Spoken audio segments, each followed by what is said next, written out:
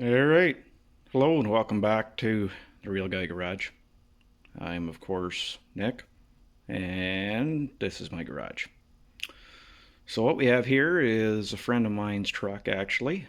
Um, so, it's a 51 Ford F1, making it a half ton. This one's got the short box on it, and well, it's completely modernized underneath and hot rodded. It's pretty cool. Uh, I'm not a Ford guy, I'm willing to admit that, but it is real cool.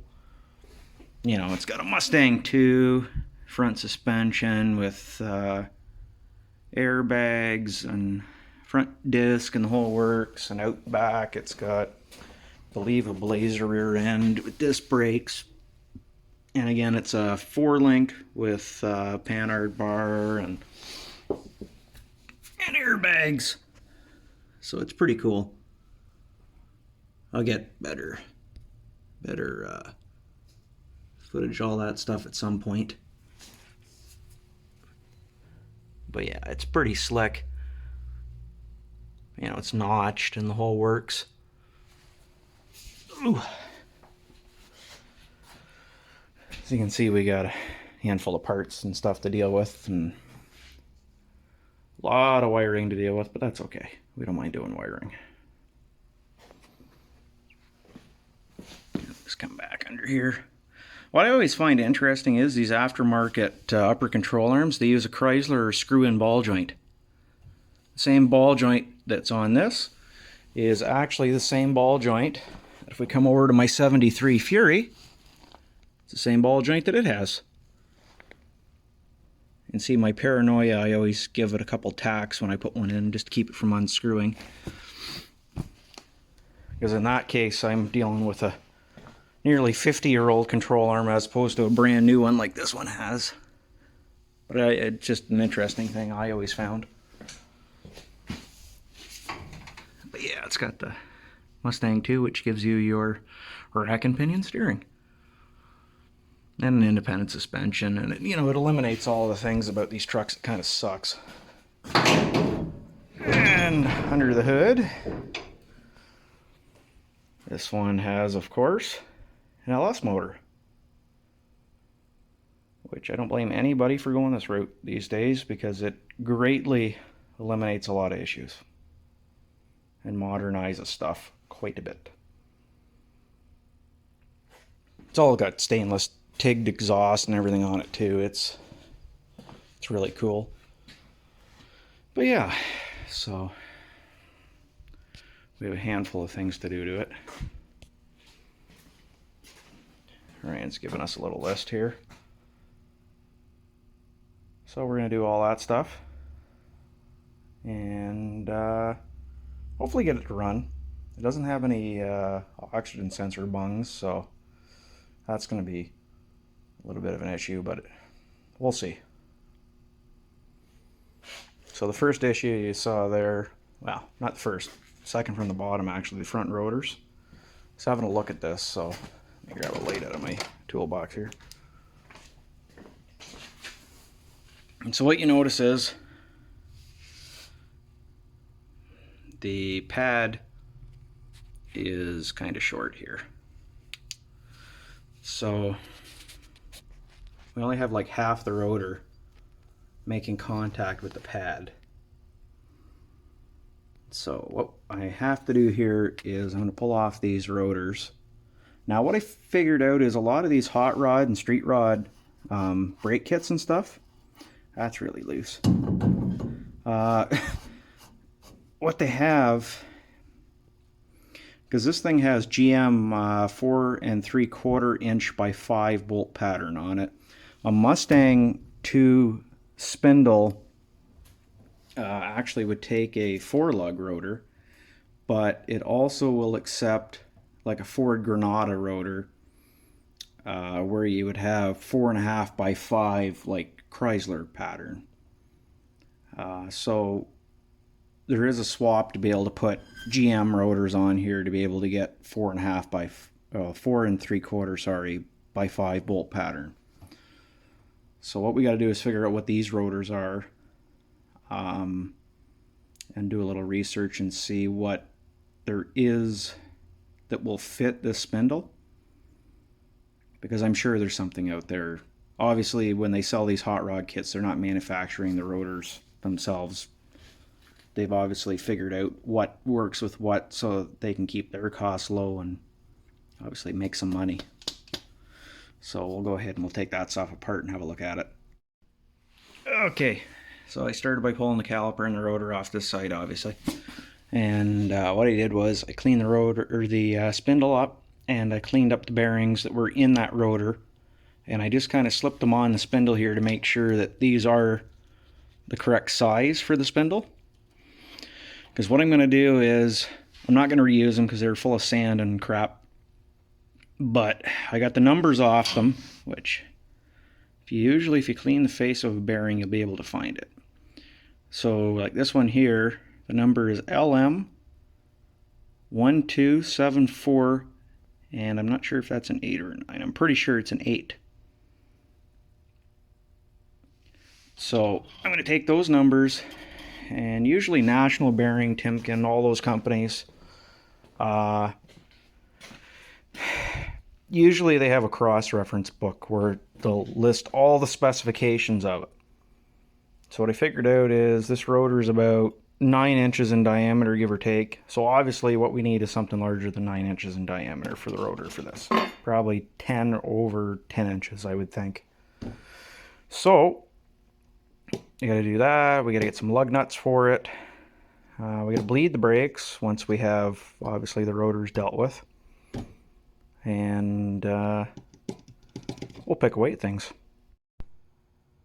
Okay, so we're back working on the F100 today. So these are the rotors that came off it, which were obviously too small. So I'm going to show you what we have for rotors here right now. So just give me 2 seconds. Just trying not to destroy the surface of the new rotor. So you can see the difference here in diameter. Right? So what I'll do is, in the bottom of the comment section here, I will go ahead and put all the part numbers. Because it takes a little finagling to make this work. Because our end game here is for a Ford truck to have a General Motors bolt pattern on the front of it. And in order to do that, we need to have GM rotors go onto a Ford Mustang II spindle. Now, these spindles already have the aftermarket General Motors metric caliper conversion brackets on them. That's what these are here. So that allows us to use a Camaro caliper, an 82 to 92 Camaro caliper, and pads. So here's what we have to do to make rotors work. I've already driven the races out of the insides of both rotors, and I've actually already put the other race back in the other one. But I want to show you what we have to do with the bearings to make this work. Okay, so what we have here is it's sort of a bit of a mixture of parts. So like I said, we have to remove our inner race out of these rotors. Now these rotors are for an 82 to 92 Camaro or an 82 to 95 Chev S10 two-wheel drive. So that's what we need for rotors, because that's going to give us a 4 3/4 inch by 5 lug nut pattern, which is our GM pattern. Now to make that fit on our Ford spindles, what we need is a set of inner and outer bearings for a 1975 to 1980 Ford Granada, which is what we have here. So these are our outers, and on our outers we do not need to change the bearing races, because the bearing races that are in the Camaro and S10 rotor is the exact same part number race as we have with this bearing. The difference is the inside diameter of the bearing. So the inside diameter of this bearing is correct for that spindle. So that gives us our outers that will fit these rotors and those spindles. And what we have here is our inner. Now here's where the difference comes in. So this is the correct race that comes with our bearing, and that is the correct bearing race for this bearing, which fits this spindle. So you'll notice that the rollers are in the correct position on the race. They're not sticking out and they're not too far into it. So that's good. That's how we want that to be. Now if I was to take that, this is the S10 inner bearing race that I've already driven out of it.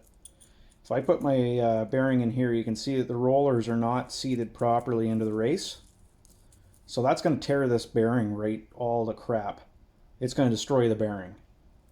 So that's why we have to change our bearing race to the Ford bearing race. Now what happens when we do this is the outside diameter of these two races is exactly the same.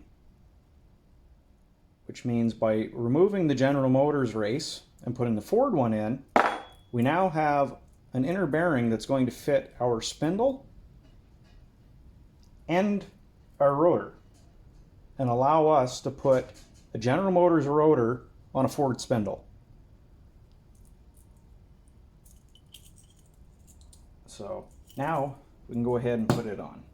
So the correct way to put them in is with a bearing race driver tool. So what happens is when you select the correct one, what's going to happen is when you hammer, it's going to hammer on the outside edges properly and evenly so that you're not going to end up damaging the race and you're not going to end up putting it in crooked. If it goes in crooked, you've got big problems. So we can go ahead and we'll put that in the rotor, and then we can go ahead and deal with greasing our bearings, and we can move on from there.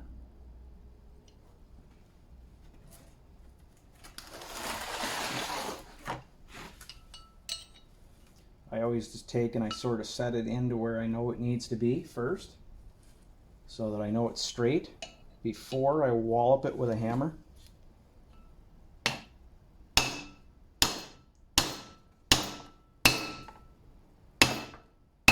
You're going to go until you feel it seat, at which point in time you're going to know that this race is seated right against this machined surface on the inside here. You're not going to feel any spaces or anything.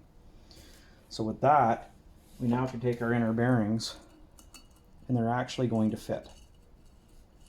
Now, that meant I had to figure out a seal that was going to work.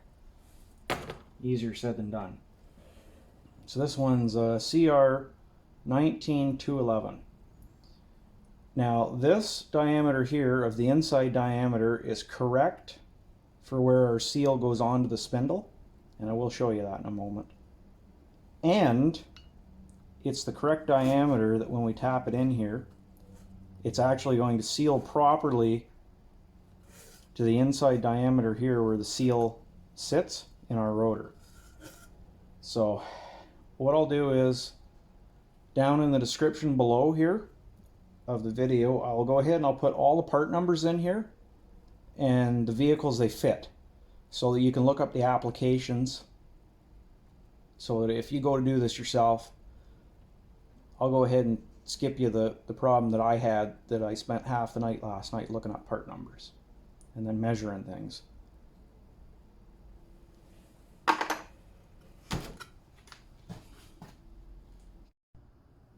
Okay, so as I mentioned, we have our spindle here.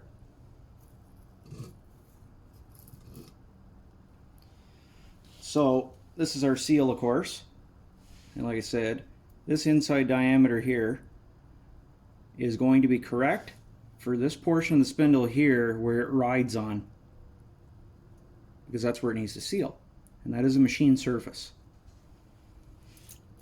So, as I mentioned, this seal will go ahead and slide over here and fit properly.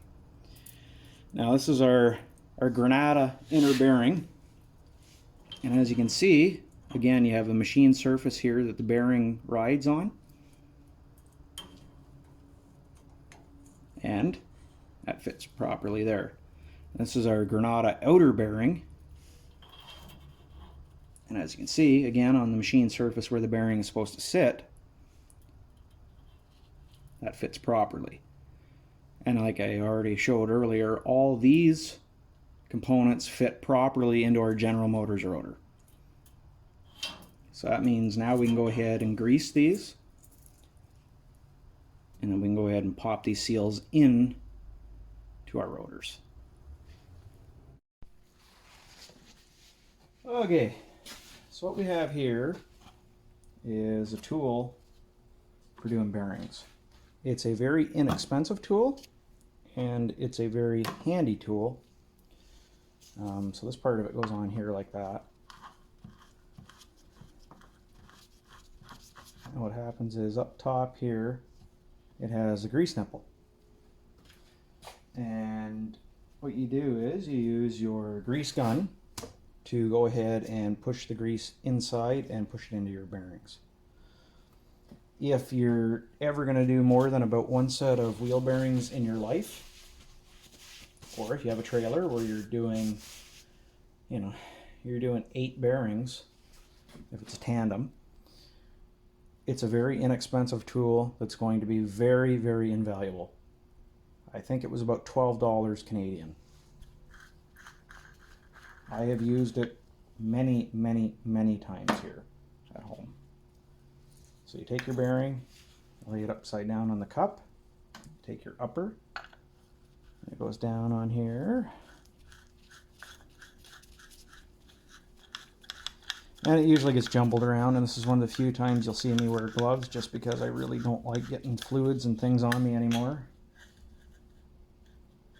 It's a problem with getting, well, just being in the trade a long time, there's certain things you begin to not want on your flesh anymore. And in all honesty, with the number of carcinogens and other things that we deal with on a day-to-day basis, the more you can eliminate, the better. Because the first way of eliminating a danger, or preventing a danger anyway, is by eliminating it. So you just take and you go ahead and pump your grease in. Now, it probably won't take too long because these are new. And it's going to take a bit more. So the next thing we'll do is we'll go ahead and install the seal in there. Now, I usually use a bearing race driver. It's because I have the set, and you can usually find one that fits pretty close.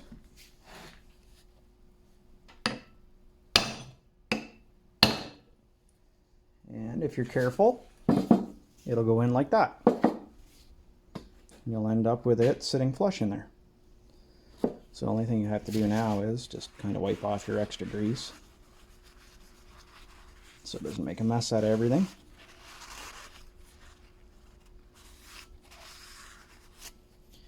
And what I usually do is, you probably saw that I kept some of this grease that was in there. I take a bit of that and I'll go on the inside of the seal and I'll lubricate the rubber up where it's going to have to go on the spindle. You don't need a ton of grease in there, but you need just a little bit. Okay. So now we can take that rotor over there, put it on. Okay, so what we have here is our spindle, which I'm just going to give a little wipe just in case there's any crap on it that's fallen on it in the time that I've had the rotor off. Make sure it's clean. What we have here is our rotor and our bearing and everything assembled, right? So we're going to take it, I'm going to go ahead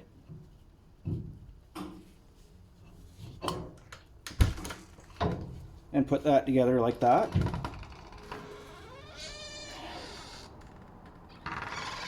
And next thing we can do is, well, I probably should have done it before, but try not to twist it any if you can help it. Some of this grease that I kept here, take and put that in the rotor, like that. So that way, bearings are never going to run dry.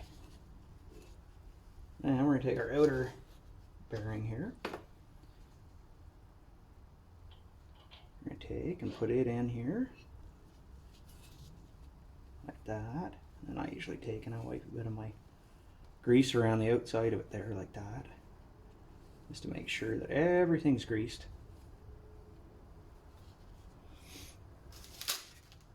Now what I can do is I'll grab the washer and I'll go ahead and grab the spindle nut, and I'll show you how we set these up. At least how I was taught to set them up. Okay, so we're going to take our spindle washer, and it of course is keyed, so it slides over the keyway. And we've got our spindle nut, and it goes over top, and it screws on like so. Now comes the part that I was sort of talking about earlier. So when it comes to setting up your bearing end play and backlash, so what happens is when you have a vehicle like this that has an inner and outer bearing, it has both a lateral load and it has an axial load. I've seen it a handful of times in my career where people have done one of two things. They've either cranked the spindle nut all the way tight, so there was zero backlash, or they've left it too loose. Now, generally speaking, when it comes to a wheel bearing, looser is better than too tight, but too loose is also bad.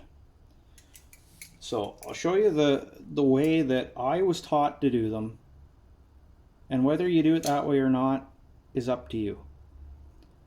And then what I'll do is I'll get out my dial indicator and we'll check it. Because generally speaking, when I'm at work and I'm working on commercial vehicles, the specification that we go by, the standards, are called RP 168. And the procedure that you go through, what you end up with is a bearing end play of 1/1000th to 5/1000th of an inch. So that's where you want your bearing to be, because that's loose enough that you're not crushing the rollers, but it's not so loose that they're eating away at the inside of the race. So what we'll do is we'll go ahead, we'll do it the way I was taught years and years ago with cars, and then we'll check it and see if we're within that RP 168 procedural spec. Because the way I do it at work is following the RP 168 spec. So what I've always been taught is you go all the way tight, you let it roll around a few times, then you go off one turn, spin it, and you'll see how much it'll walk here, right? Now we go back on turn, we check our play, there's none there, spin it again, we go back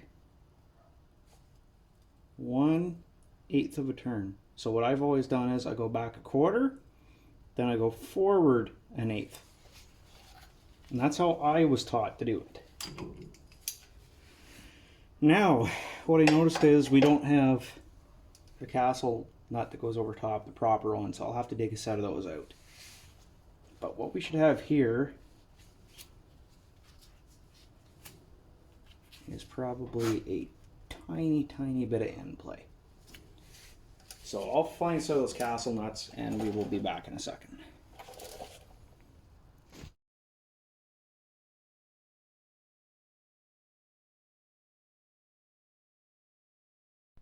Okay, and here's our finished product.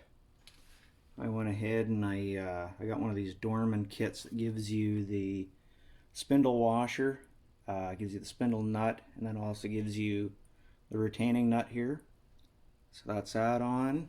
Got our dust cap filled with grease and what have you. And that gives us our front brakes. When it comes to brakes, even the simplest thing can be an issue. So on the bottom here is the line that was on the truck when I went to bleed it. On the top is one that I had to make.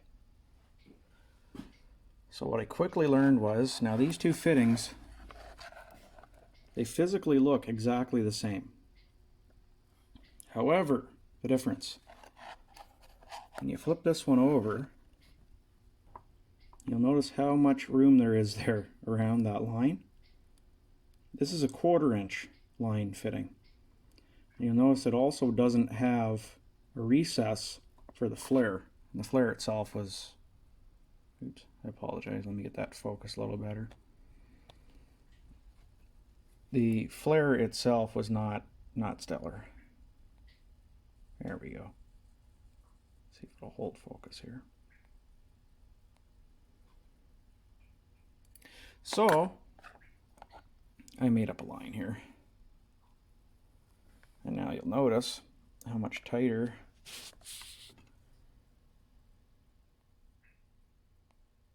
oh boy, if it would just focus even once.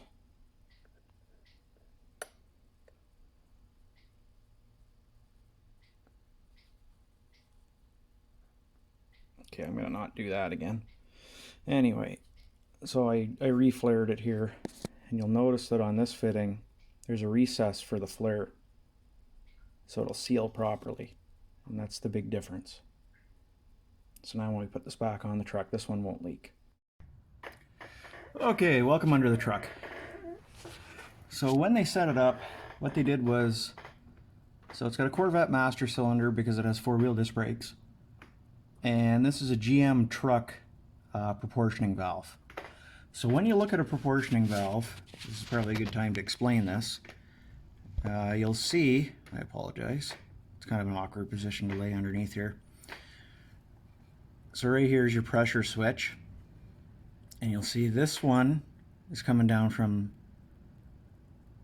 it was coming down from the front, is the way he had it set up, and he had where is it? This port here coming down from the rear. And where the problem with that is, see, the proportioning valve is facing the correct direction right now. And so is the master cylinder, but it's plumb backwards in this application.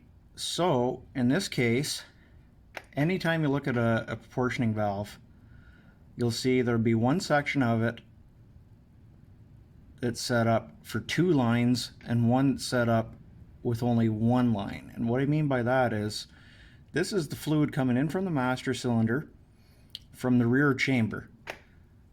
This one here is coming from the front chamber of the master cylinder.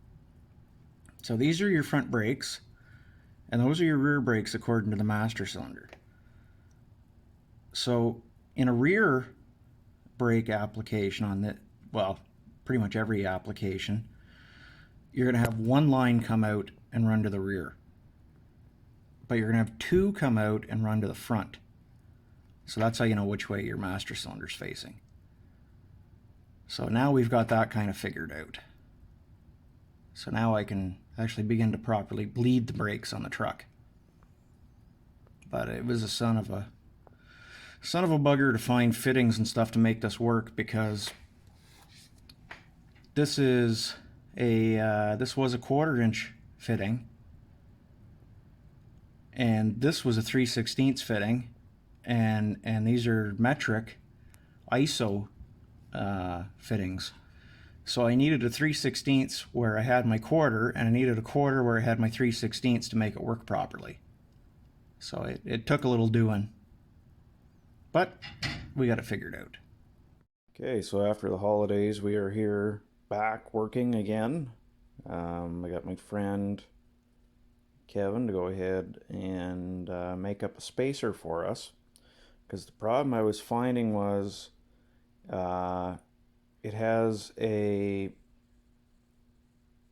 four-corner disc brake master cylinder off of a Corvette. I believe it's C3 by the looks of it. And the piston of the aftermarket booster was not pushing far enough into the cylinder to be able to actuate the rear brakes. So we needed a spacer, which I found out when you buy a disc brake kit like this has, that's one of the things they usually give you. So Kevin went ahead and made this up for us, and all I did was I just put it in the drill press, and I just drilled out the end so that that piston that's on it will sit in it a little tighter. I apologize that the camera does not want to focus on this because it's too shiny.